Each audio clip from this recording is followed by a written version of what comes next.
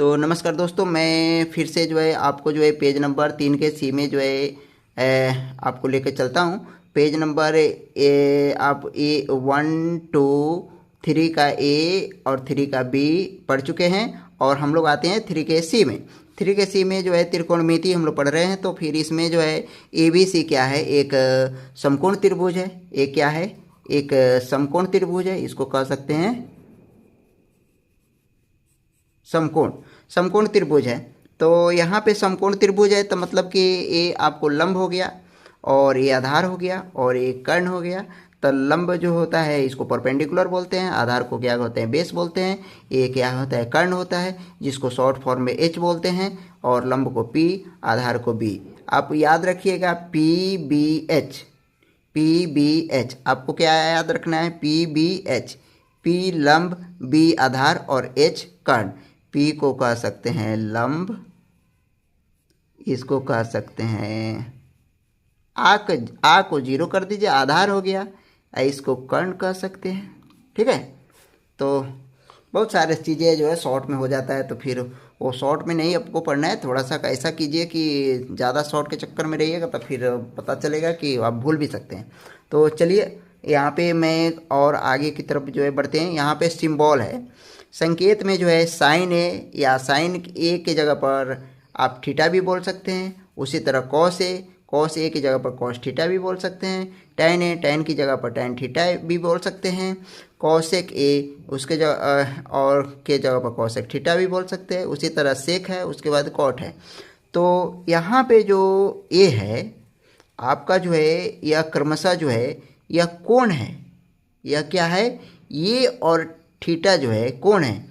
यहाँ पे ये कोण था, ये मान लीजिए कि यहाँ पे कोण ए है, ए के जगह पर क्या आ गया है, थीटा आ गया है। ए के जगह पर क्या आ गया है, थीटा आ गया है।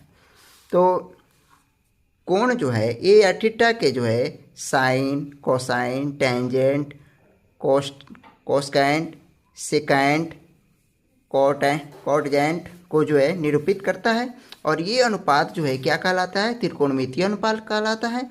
और इसी को शॉर्ट फॉर्म में हम लोग जो है टी अनुपात या टी रेशियो भी कहते हैं। आप यहाँ पे आते हैं नोट में। नोट में जो है साइन ए या साइन थीटा जो है क्या है, एक सिंबल है। क्या है, यह एक सिंबल है, जहाँ पे ए या थीटा जो है साइन का गुणनफल नहीं होकर वहाँ पे क्या है, यह कोण है। और यहाँ पे इसी कोण के जगह पर हम लोग जो है कुछ मान को भी रख सकते हैं, जैसे कि 15 degree, 30 degree, 45 degree, 60 degree, 70 degree, 90 degree, कुछ भी हो सकता है ए या थीटा की जगह पर।